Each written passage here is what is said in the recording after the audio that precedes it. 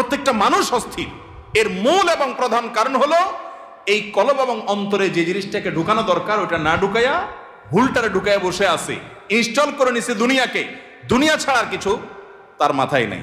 একজন যুবক তিনি কোনো মেয়ের সাথে অবৈধ সম্পর্কে জড়িয়েছেন, হারাম সম্পর্কে জড়িয়েছেন, সেটা একটা বিষয়, কিন্তু সেই মেয়ে তার সাথে ধরুন মানে কথা রাখে নাই, সে আরেকজনের সাথে ভেগে গেছে বা অন্য কোথাও তার বিয়ে হয়েছে।